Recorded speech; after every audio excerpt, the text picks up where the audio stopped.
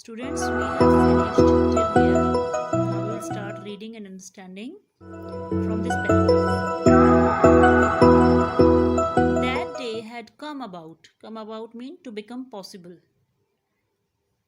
Through the unimaginable sacrifices of thousands of my people.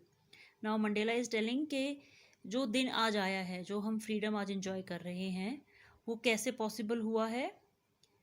मेरे लोगों की अनइमेजिनेबल सेक्रीफाइसेस, इमेजिन भी नहीं कर सकते इतना sacrifice, thousands of my people, हज़ारों की संख्या में लोगों ने सेक्रीफाइस किया है, तब ये दिन पॉसिबल हुआ है.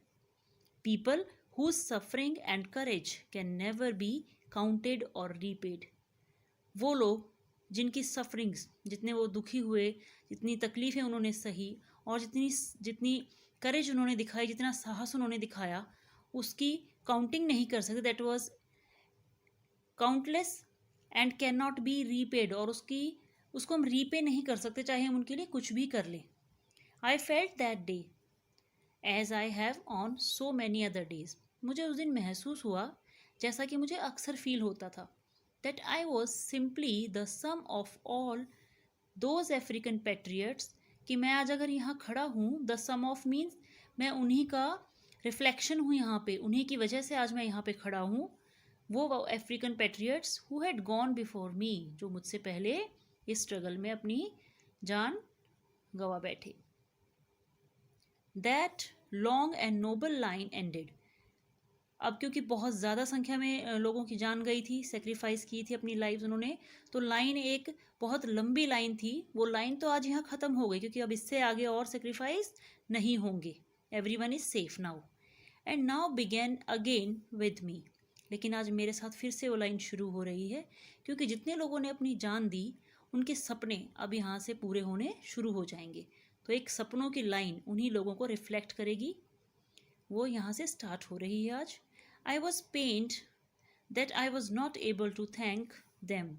और मुझे बड़ा दुख हुआ जब मैंने महसूस किया कि आज मैं उनको थैंक यू भी नहीं बोल सकता, धन्यवाद भी नहीं कर सकता उनकी स्ट्रगल के लिए एंड उनके सेक्रीफाइसेस के लिए.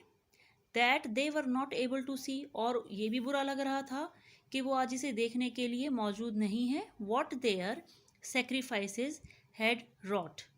और उनके उस सेक्रीफाइस से आज हमें क्या मिला है?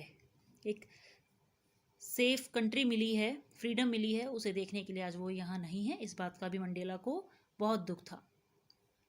Next paragraph.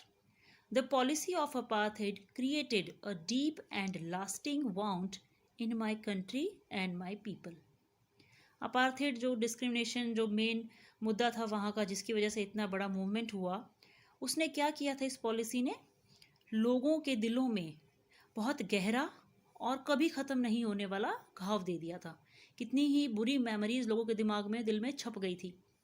All of us will spend many years if not generations. मान लिया हमने जनरेशन्स यहाँ पे स्ट्रगल में स्पेंड नहीं की, बट बहुत सारे अपने लाइफ के बहुत ज़्यादा साल इस स्ट्रगल को दिए.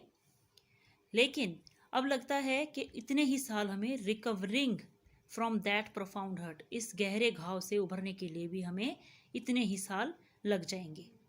But the decades of operation and brutality, जितने भी दशक हमने इस ऑपरेशन में, इस अत्याचार, इस पीड़ा को सहा, और ये जो ब्रूटल क्या होता है, जो बहुत ज़्यादा इनह्यूमन होता है, अनकाइंड होता है, क्रूअल होता है, तो क्रूअलिटी को और इस टॉर्चर को जो हमने सहा है, अनइंटेंडेड इफ़ेक्ट इसने डाला है. अनइंटेंडेड मतलब हमने चाहा नहीं था कि ऐसा हो, पर इसका एक और इफ़ेक्ट भी पड़ा, and that was that it produced. और इस स्ट्रगल का एक दूसरा इफेक्ट पड़ा कि इसमें से कौन प्रोड्यूस हुए? The Oliver Tambos, the Walter Sisulus, the chief Luthulis, the Yusuf Dadoos, the Bram Fischers, the Robert Sobukwes of our times. Star डला हुआ है. ये एक्चुअल पर्सनैलिटीज़ हैं जिनकी बात नेल्सन मंडेला यहाँ कर रहा है. They were all great scholars and leaders थे. बट जब आगे किसी पर्सनैलिटी के, किसी प्रॉपर नाउन के आगे द लग जाता है, दैट मीन्स वो एक्चुअल में वो इंसान नहीं है, बट उसके जैसे और बहुत सारे इंसान हैं. अब एग्जाम्पल के लिए देख लो, सपोज़ कोई बहुत ही ज़्यादा पॉलिटिकल पॉलिसीज़ और इकोनॉमिक फाइनेंशियल पॉलिसीज़ में बहुत ज़्यादा स्किलफुल है किसी एडमिनिस्ट्रेशन के लिए, बहुत ज़्यादा माइंडफुल है, बहुत ही शार्प माइंड है, हर चीज़ को बहुत सोच के चलता है, और उसके रिजल्ट्स, उसकी जो स्कीम्स एंड पॉलिसीज़ होती है उसके रिजल्ट्स बहुत ज़्यादा इफ़ेक्टिव होते हैं, बहुत पॉजिटिवली एप्लीकेबल होते हैं। ऐसे इंसान को क्या कह देते हैं? He is the Chanakya of our times. It doesn't mean कि वो सचमुच में वही चाणक्य है। The Chanakya means just like that actual Chanakya. तो बहुत सारे ऐसे स्ट्रगलर्स, ऐसे फ्रीडम फाइटर्स आए इसके अंदर जो इनके जैसे ही सिमिलर क्वालिटीज़ रखते थे, और वो उसके साथ उसी स्ट्रगल में इन्वॉल्व थे। Man of such extra ordinary courage, wisdom and generosity. और वो सारे के सारे इन ही ओरिजिनल पर्सनैलिटीज़ की तरह बहुत ज़्यादा करेजियस थे, बहुत ज़्यादा बुद्धिमान थे और काइंड थे इंसानियत के लिए। That their like may never be known again. और शायद इसके बाद इस तरह के लोग पैदा ना हो, जाने ना जाएं। Perhaps it requires such depth of operation to create such heights of character. अब यहाँ पे बहुत इंपॉर्टेंट बात और बहुत अच्छा थॉट उन्होंने बोला कि शायद इतना गहरा अत्याचार, प्रताड़ना शायद ज़रूरी थी कि इतनी ऊंची पर्सनैलिटी के, इतने हाई कैरेक्टर के लोग क्रिएट हों। जब कोई चीज़ की अति हो जाती है तो एक मूवमेंट आता है, एक बहुत बड़ा चेंज आता है। अब उसके लिए स्ट्रगल तो ऑब्वियसली होती है, बट उसके अंदर पर्सनैलिटीज़ बहुत उभर उभर के आती हैं। कितने ही लोगों को नहीं पता होता कि हमारे अंदर कितनी पावर्स हैं। नॉट बिकॉज के फिजिकल, इंटेलेक्चुअल भी बहुत पावर्स होती हैं, तो वो चीज़ें नहीं रिकग्नाइज होती, इंसान को खुद नहीं पता होता कि उसके अंदर कितनी स्ट्रेंथ है, वो कितना बड़ा काम कर सकता है। जब बहुत ज़्यादा अत्याचार होता है तो ऐसी पर्सनैलिटीज़ अपने आप उभर के आती हैं। My country is rich in minerals and James that lie beneath it's soil. कहते हैं कि मेरी कंट्री मिनरल्स में और जेम्स में रिच है, जो इसकी धरती के नीचे हैं, मिट्टी के नीचे हैं। But I have always known that it's greatest wealth is it's people. But मुझे जो लगता है वो ये मानता हूँ मैं कि मेरी जो कंट्री है उसके एक्चुअल जेम्स और उसकी जो ग्रेटेस्ट वेल्थ, सबसे बड़ा जो धन है वो कौन है? यहाँ के लोग। Finer and truer than the purest diamonds. और उन लोगों की कंपैरिजन किससे किया है? कंपैरिजन भी नहीं किया कि प्योर से प्योर डायमंड जो होता है वो उससे भी ज़्यादा फाइन है, अच्छे हैं और सच्चे हैं। It is from these comrades in the struggle that I learnt the meaning of courage. अब कह रहा है कि वही मेरे जो साथी थे, कॉमरेड्स थे मेरे साथ स्ट्रगल में, जिनकी बात अभी पीछे से होती आ रही थी, उनके साथ ही मुझे करेज की मीनिंग समझ में आई। उनके साथ मैंने अपने करेज को मेंटेन रखा, बना के रखा। Time and again, bar bar, I have seen man and women risk and give their lives for an idea. मैंने कितनी बार औरतों को और पुरुषों को देखा है कि उन्होंने एक आइडिया के लिए, सपोज यहाँ कौन सा आइडिया है? Freedom, equality. इस आइडिया के लिए लोगों ने अपनी जान दांव पर लगा दी और जान दे भी दी। ये वर्ब है यहाँ पे, risk and give, both are verbs here. Risk, risked, risked, give, give, given. I have seen man stand up to attacks and torture without breaking. मैंने इसी स्ट्रगल के दौरान कितने ही लोगों को देखा कि वो बिल्कुल खड़े रहे अटैक्स के टाइम पे और टूटे नहीं, showing a strength and resilience that defies the imagination. और इतनी स्ट्रेंथ उन्होंने दिखाई और इतने स्ट्रॉन्ग थे वो कि टूटे ही नहीं, और इवन कितने ही घाव लगे हैं उन्होंने अपने घावों को नहीं गिना। और कोई इंसान कल्पना नहीं कर सकता, उसकी कल्पना को भी धोखा हो जाएगा। डिफाई करना मतलब चीट करना, कोई सोच नहीं सकता। इतनी स्ट्रेंथ और रेजिलेंस उन्होंने दिखाई। I learned that courage was not the absence of fear. और मुझे ये पता लगा कि साहस ये नहीं है कि हमें डर नहीं लगता है, but the Triumph over it. But अगर डर लगता भी है तो उस डर को जीत लेना ही साहस है, करेज है। The brave man is not he who does not feel afraid. Brave इंसान वो नहीं है जो डरता नहीं है कभी भी, but he who conquers that fear. But जो उस डर को जीत लेता है वही ब्रेव है, वही करेजियस है। No one is born hating. अब यहाँ बात आ रही है हेट्रेड की एंड लव की। अभी तक करेज की बात हो रही थी, अब आ रहा है कि no one is born hating another person because of the colour of his skin. कहते किसी को भी राइट नहीं है और कोई भी ये चीज़ सीख के नहीं आता जन्म से कि किसी के कलर के अकॉर्डिंग उससे नफरत करनी है और उससे प्यार करना है, और हिज बैकग्राउंड या उसका बैकग्राउंड कैसा है इस वजह से उससे नफरत करो, और हिज रिलीजन, या वो किसी और रिलीजन का है तो उससे नफरत करो। नफरत करना कोई सीख के नहीं आता जन्म से। कहाँ सीखते हैं लोग? यहीं पर बड़े होते होते इन चीज़ों को हम कब सीख जाते हैं पता भी नहीं लगता। People must learn to hate. ठीक है, लोग धीरे धीरे इन चीज़ों को सीख जाते हैं, नफरत करना भी सीख जाते हैं। And if they can learn to hate, और अगर वो नफरत करना सीख सकते हैं, they can be taught to love. यानी कि सिखाने वाले ने जब उसको नफरत सिखाई है तो उसे प्यार करना भी सिखाया जा सकता है। फॉर लव कम्स, यहाँ फॉर का मतलब है क्योंकि, सिंस, क्योंकि लव जो है comes more naturally to human heart. तो इंसान प्यार तो अपने आप ही करने लग जाता है, ये नेचुरल है। देन इट्स अपोजिट, जबकि नफरत सिखानी पड़ती है, टाइम लगता है नफरत को सिखाने के लिए, लोगों को स्ट्रेटेजिक होना पड़ता है। नफरत कभी अपने आप से नहीं आती, किसी कारण से आती है। और प्यार तो हम किसी से, हम एनिमल से कर लेते हैं, हम नेचर से करते हैं, अपनी फैमिली से करते हैं, तो प्यार तो किसी से भी करना बहुत ईजी है।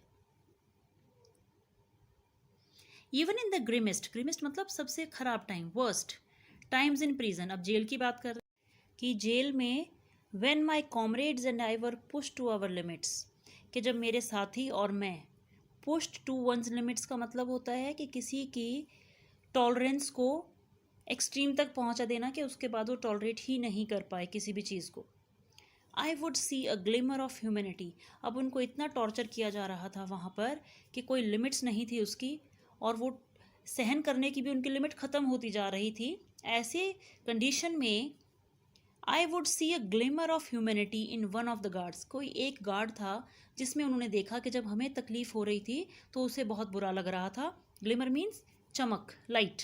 उसे ऐसा लगा कि शायद इन लोगों में भी कुछ ह्यूमैनिटी बची हुई है, उन्हें भी शायद हमारी ये हालत देख के किसी को तो बुरा लग रहा है। Perhaps just for a second, शायद एक सेकेंड के लिए ही सही, but it was enough to reassure me, इससे मुझे तसल्ली हो गई दोबारा से, एंड कीप मी गोइंग, कि ह्यूमैनिटी ख़त्म तो नहीं हुई है, या तो इन लोगों को चेंज किया जा सकता है या फिर इनसे जीतना ही पड़ेगा। तो कह रहा है कि एक मोमेंट के लिए ही सही, मैंने उन लोगों में से भी किसी में देखा कि वो भी काइंड है। एक्चुअली वही बात आ गई ना कि हेट्रेड उनको सिखाई गई है, नेचुरल नहीं है, पर हमारे लिए काइंडनेस और प्यार उनके मन में एकदम से आ गया अपने आप, तो उसको कोई सिखाना नहीं पड़ा। Man's goodness is a flame that can be hidden but never extinguish. अब कह रहा है कि इंसान की जो अच्छाई होती है उसको छिपा सकते हैं पर वो कभी ख़त्म नहीं हो सकती। So that's all in this lesson for today. Tomorrow we'll continue with this paragraph. Till the time, stay safe, take care of yourself, have a good day. Yes class, we have to start from here today. In life every man has twin obligations. अभी ऊपर हमने क्या किया था, Nelson Mandela ने हमें क्या बताया था कि ह्यूमैनिटी, हेट्रेड और लव के बारे में बताया था during his years of imprisonment. यहाँ हमने फिनिश किया था।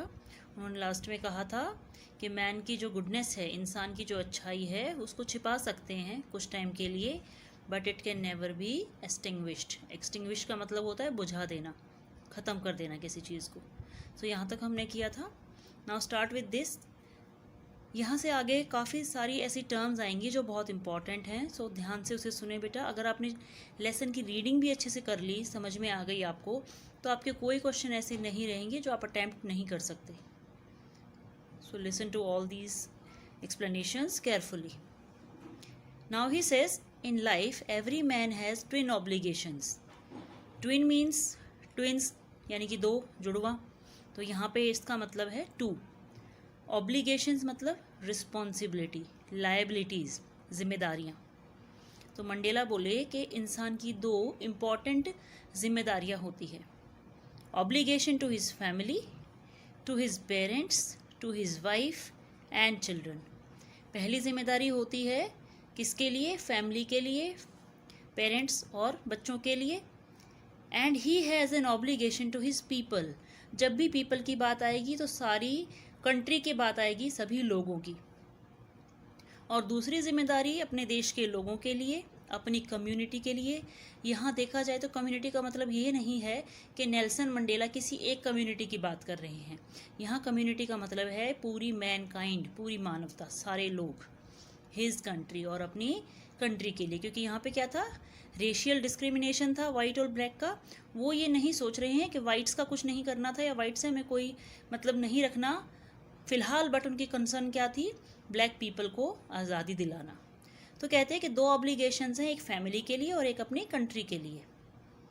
इन a civil and humane, last page से कंटिन्यू कर रही हूँ। In a civil and humane society, एक ऐसी सोसाइटी जिसके लोग सिविलाइज्ड हैं, वेल मैनर्ड हैं, वेल बिहेव्ड हैं और ह्यूमेन हैं, जिनके अंदर ह्यूमैनिटी है, सिंपैथी, सहानुभूति है एक दूसरे के लिए। ऐसी सोसाइटी में each man is able to fulfil those obligations, हर इंसान अपनी उन दोनों जिम्मेदारियों को अच्छे से निभा सकता है, कंट्री के लिए भी और फैमिली के लिए भी।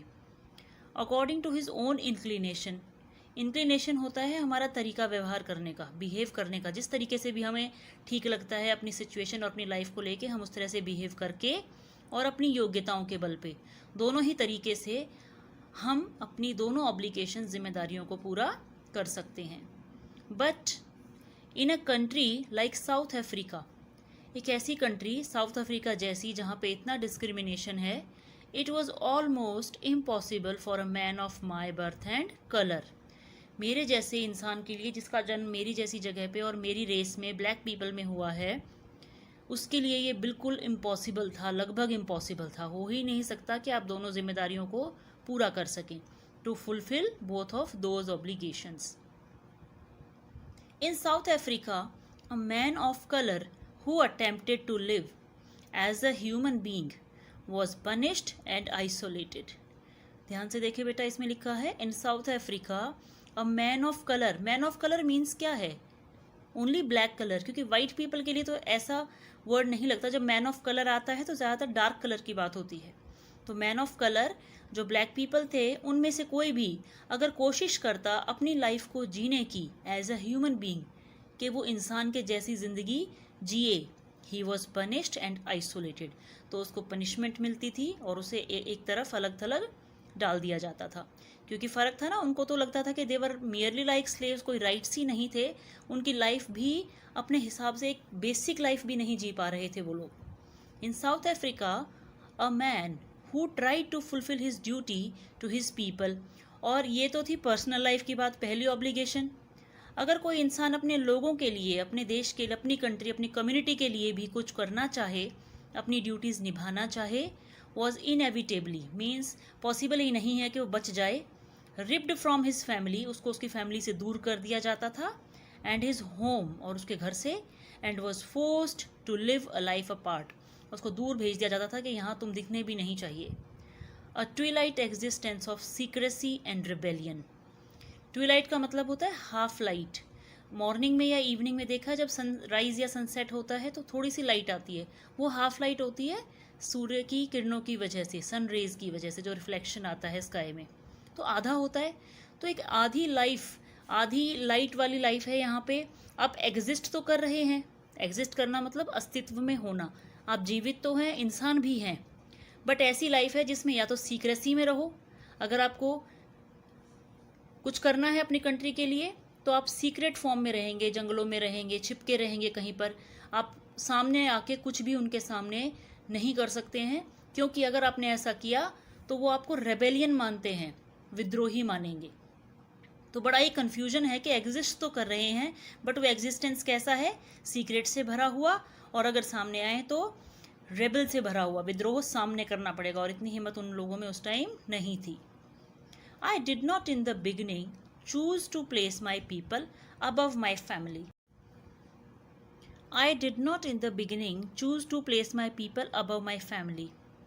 But in attempting to serve my people, I found that I was prevented from fulfilling my obligation as a son, a brother, a father and a husband. Now he says कि पहले तो शुरुआत में मैंने अपनी फैमिली से ऊपर अपने देश के लोगों के बारे में नहीं सोचा, मैंने सिर्फ अपनी ही लाइफ, जो मेरी फर्स्ट ऑब्लिगेशन थी, जिम्मेदारी थी, उसी में बिजी था मैं, मुझे आइडिया ही नहीं था कि मुझे अपने देश के लिए भी कुछ करना है।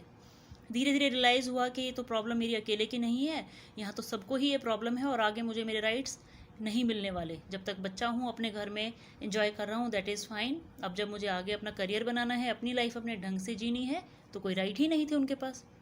अब उसे लगा कि अपने देश के लोगों के साथ मिलकर मुझे कुछ करना चाहिए। But in attempting to serve my people, पर जब उसे लगा कि मैं अपने देश के लोगों को सर्व करूं, आई फाउंड, मुझे लगा, मैंने पाया, that I was prevented from fulfilling my obligation as a son, brother, father and husband.